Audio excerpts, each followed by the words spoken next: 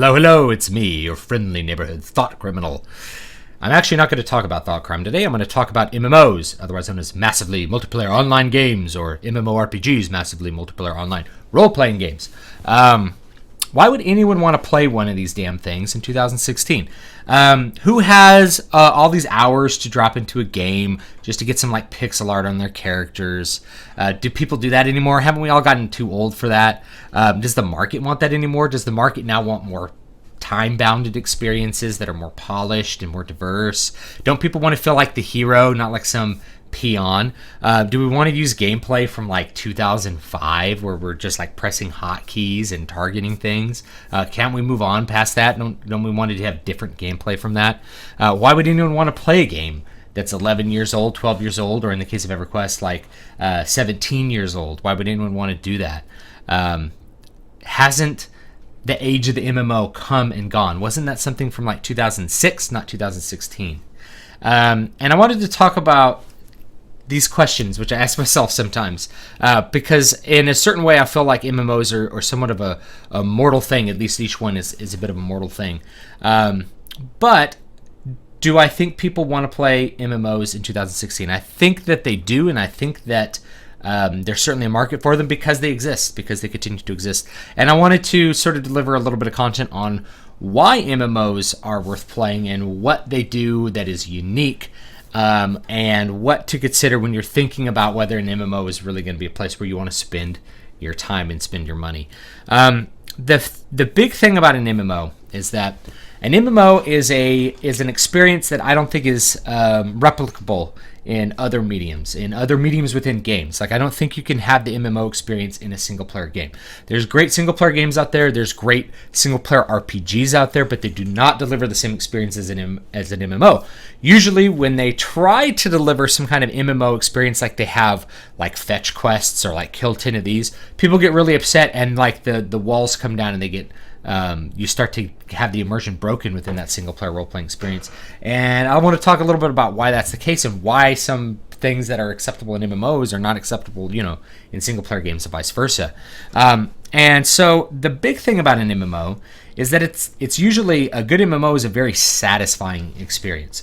For those of you who are watching who played vanilla WoW, played WoW back when it first came out, it was a very, very exciting experience, a very satisfying experience to level all the way up to 60, then begin in-game content and really push your way through some very difficult encounters. Or if you played in 70 or 80 and worked your way up to that high level and worked your way into doing hard raids, or you worked your way up the PvP ladder. A lot of people have that experience, and it's a very satisfying experience to get a good PvP rank or to get that kill that last boss in that dungeon. If you played EverQuest back in the day, especially early EverQuest, there was a real satisfaction to getting just one more level because it was such a challenging experience. Going all the way back to UO, Ultima Online.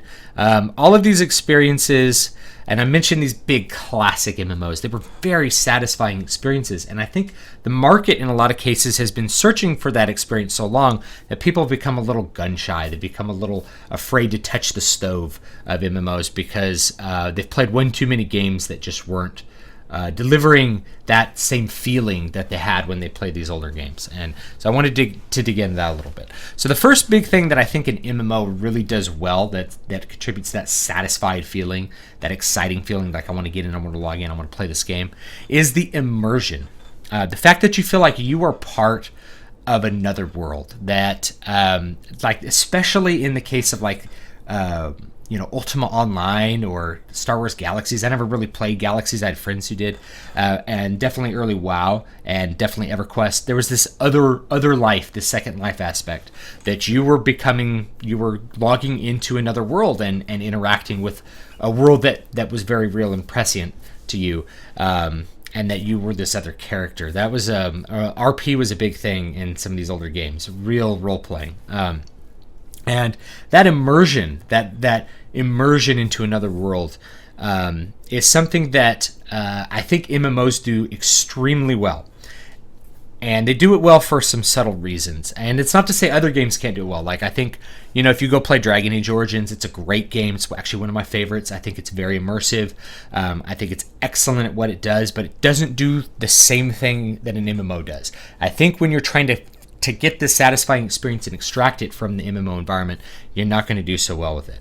In fact, the more times you try to shift that around, try to mix those things back and forth, I think you're going to end up with some concoctions that are not quite as good as they would be as separate ideas. And certainly Elder Scrolls can be in a very immersive environment, but not quite in the same way as an MMO. And the big reason is because, like in these earlier games and in earlier versions of World of Warcraft especially, you're not the hero.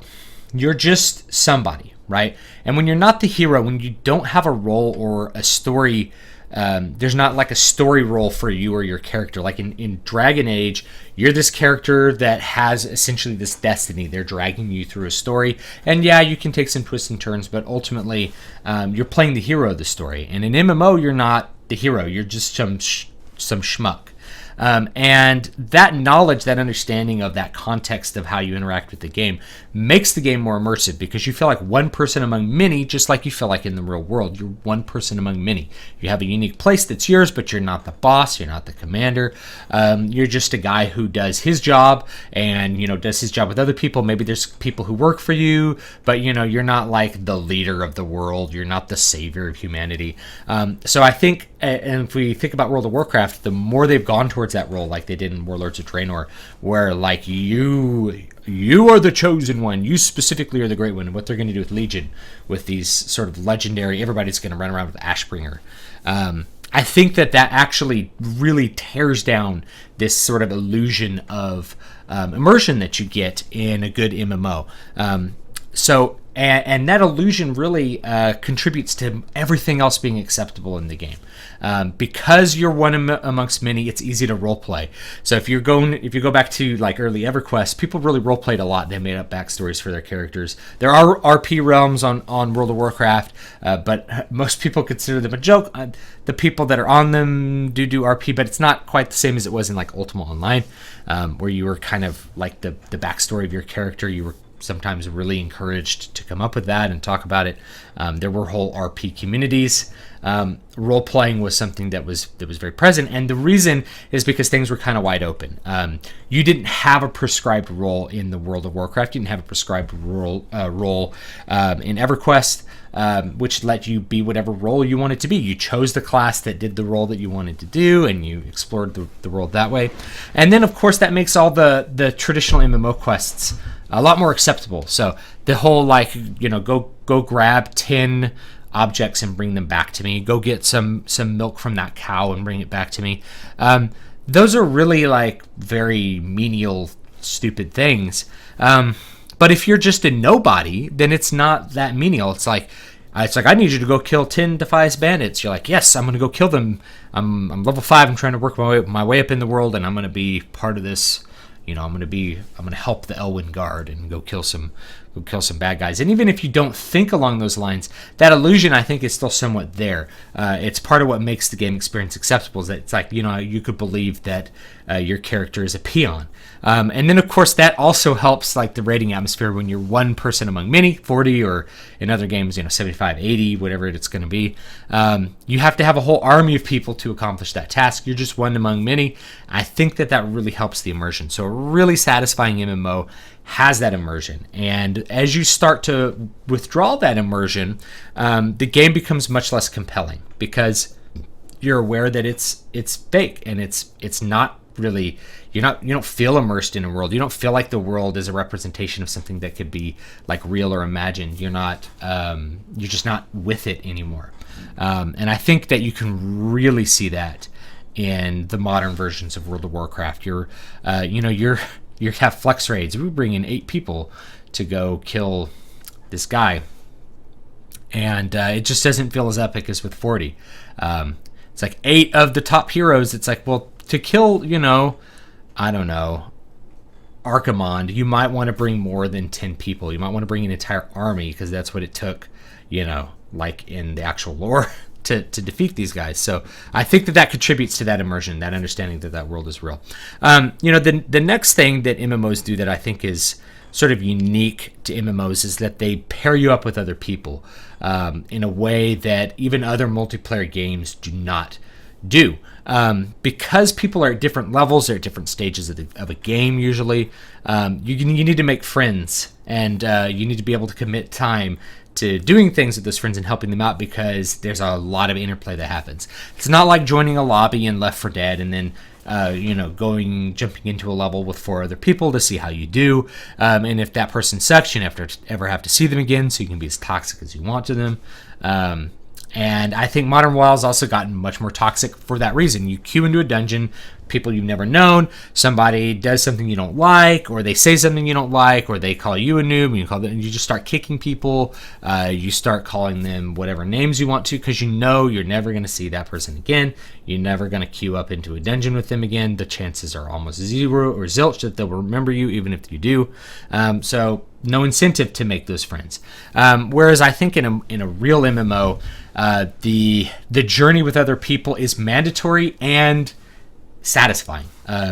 In order to defeat the biggest things in the game, you need like 40 people, like in World of Warcraft, or you need I think it's 76 in or 72 in EverQuest, not 76, 72, which is a lot of people. In order to have that many people show up all at the same time, takes some leadership, takes some organization, like corporate guild structures and that sort of stuff, which ends up creating, again, adding into that immersion, but it also creates a lot different social experience than what you get elsewhere. And I don't think it's a social experience that can be just replaced with like Facebook or with lobby-based games. I think lobby-based games can be fun. I think they're great, but they're not an MMO. An MMO is a much more satisfying long-term experience. And the third thing that I think makes an MMO satisfying is sort of its mortality. And this is the part that really I think needs to come home and settle with people is the mortality of certain MMOs. And what I mean by that is not that like MMOs are born, grow old, and die necessarily, though I think you can make a case that's what happens as MMOs get older and as they age. But that because you're dealing with people, a lot of your events that you're going to remember in the game that are going to be really fun and satisfying are not scripted. And because they're not scripted, they're only going to happen once or twice. You can't recreate those. They're a mortal event. For nostalgia purposes, you can't go back and have that one fight you had in Stranglethorn Vale, because that person isn't around anymore, and you're not going to encounter them in the same circumstances again. So it's a mortal thing that creates a good MMO. And as MMOs sort of age, you have to sort of, and developers have to do this too, is manage the game in such a way that you're going to have those persistent, memorable, mortal moments as the game sort of progresses, that there's still a lot of opportunity for those things to happen. And there's an acknowledgement from the players that, listen, you can't have that exact experience again. That exact experience, just like life, is not going to happen again, because just like in life, it's dependent upon your interaction with other very specific people, and we're all unique and different, and every situation's different.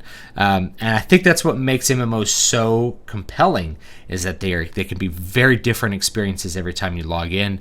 They could stay very fresh and new even within the same, people have been staring at the same character graphics in World of Warcraft for like years, for over a decade. And I know that they just like upgraded the character graphics, but the world still looks the same. Why are people willing to look at something that's 11 years old? And people are playing vanilla WoW and they're looking at the same graphics from 11 years ago. They're playing on Chronos or one of those other servers. Why are they willing to do it? It's because it's not about the graphics being exciting. Graphics being exciting is for games with a less deep appeal. They need to be acceptable. Obviously, they need to be decent. Actually, that's why I didn't end up playing Star Wars Tour. I played it in the beta, and I hated the graphic style so much I ended up having to quit because I just couldn't stand the way anything looked. Just an aside. But they don't play it because of the graphics. They play it because of what the game delivers them in a holistic sense and in a whole, as a whole, rather than as some of its parts. So those are some of the things you have to keep in mind. Are MMOs worth playing in 2016? I definitely think they are, but you have to remember that they are mortal, and you have to adjust your expectations to try to find the experience that you want to find. Now, what I'm going to hope to do on this channel, I know this channel has like probably way too diverse of content, but people have been asking me about it since I made the Warcraft videos. I'm going to give some like little reports on some MMOs that I will hopefully get to play this summer with my brother-in-law, who's also a big gamer. And recently we've been playing Aeon, so that'll be probably the first one I'll report on. I'll also report on Vanilla WoW, ESO, which I've been playing on and off, and whatever other games I feel like maybe getting to. And I'm going to focus mostly on the leveling aspect, because that's if a game doesn't have a good leveling feel, then you're probably not going to be able to get through it to get to any kind of end game that is good as well. So just some things that I'll probably be doing. Thanks so much for watching. Don't forget to like, comment, and subscribe. Please let me know what you think about MMOs, what makes them worth playing or perhaps not worth playing. Tell me what you hate about them. If there's something really in particular that you don't like about MMOs, I'm interested to know it, because I know that not every product is for everyone, and not every game is for everyone, and there's different experiences for different people. And keep in mind, I do say that, like, current WoW has lost a lot of these things that are satisfying to me, but obviously they still have subscribers that people like. So current WoW could be a game that people might want to play. It's just not a game that super interests me right now. But anyway, I appreciate it, and I hope you have a great day.